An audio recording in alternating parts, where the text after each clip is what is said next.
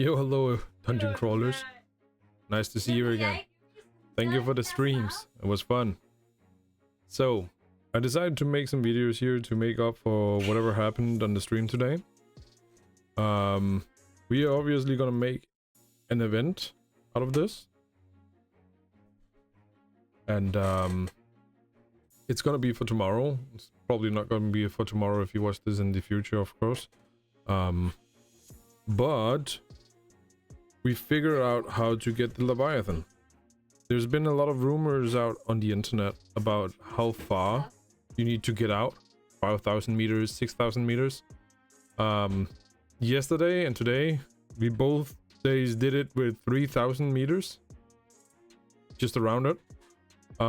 So I can kind of debunk that theory. So I made my own theory instead. We've been hunting for 3 hours plus each day. Yesterday and today. We didn't find it a single time until 3 hours passed. So that got me to thinking because, 3 hours. Huh. I did read on the wiki that someone said that there was gonna be like a cooldown around 2 to 3 hours. So I went with that theory and made my own after that. So it seems like there is a cooldown timer for the Leviathan that means 3 hours, basically. Plus minus, of course. But it seems like in my case, I had 3 hours. How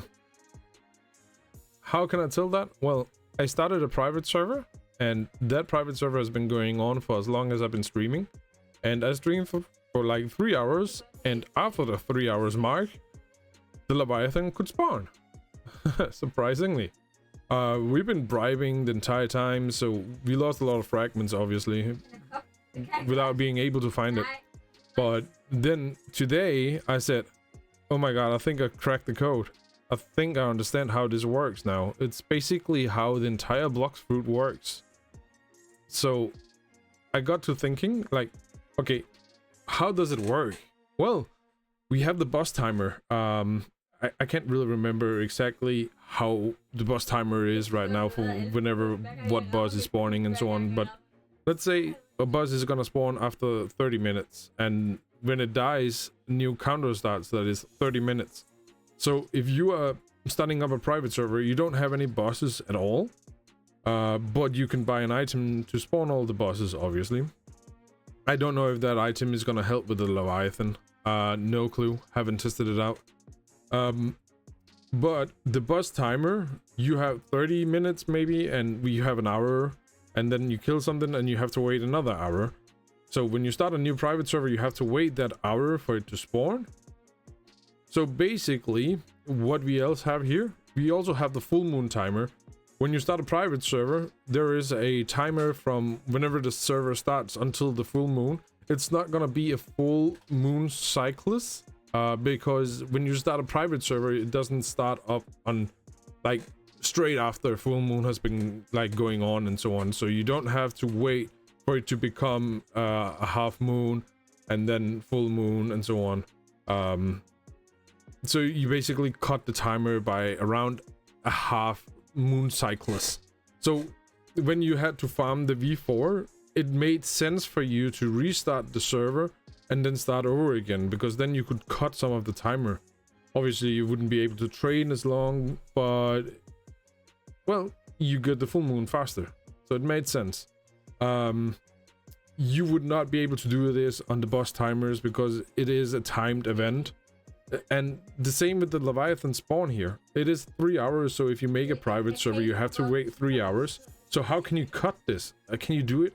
Maybe with the bus spawner and respawner? I don't know.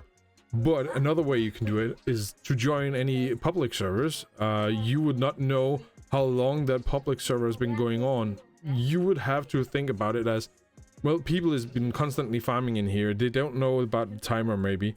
So let's say they killed it for like 2 hours ago and so on. Then you only have to wait 1 hour. So if you want to farm this effectively, you would probably just join on different public servers with a lot of group of friends and so on, and try and see if you can find it.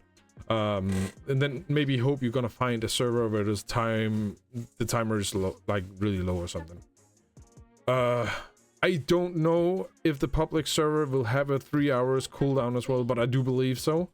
You also have the fruits that are gonna spawn on the servers. That's also like a timed event. It's 1 hour for the first one and 2 hours for the second one, and then you have to restart the server to be able to get more fruits. There's also the Whitebeard event and Shark event and so on. Shark Soul. Everything of this is also event timed, so you have to start the server and you're gonna wait for that event to actually appear, and that's after a certain amount of time. The thing with the Leviathan that is a little bit different here is because you have a big pool of events, sea events that can happen. So what you want to do is you want to try and see if you can force out a bigger event here. The only way you can force out this event is by going as far out to the sea as possible. Obviously not 6,000 meters and so on, that doesn't matter. The only thing that matters is around your compass to the left, you will have the tier of the sea you're in, the danger level. So basically, when you go from 0 to 6, the further out you get, the higher chance for a big event is gonna appear. So obviously getting to the tier 6 is gonna be the best for you. Don't worry about not being able to see anything, because whenever you find it, it will light up and you will not miss it at all. So basically, that's all I can say about it. This is my theory. Again, I cannot be 100% sure everything I say here is correct, but it made so much more it cleared my mind totally. It made so much sense to me. So I hope this can help you guys finding the Leviathan. I'm gonna stream. I don't know how long I'm gonna stream and how many days and so on, but right now I am going to make an event. It's gonna be on my Discord, and I will be streaming tomorrow for the entire Blackstar crew, and we're gonna hunt it down and see if this theory actually works. So I'm gonna make my private server open for 3 hours without playing on it, right before I get home, right before I start the stream, and then immediately we're gonna try and see if we can catch this Leviathan heart. If all my theory works here, we are going to be able to find it really quick and easily.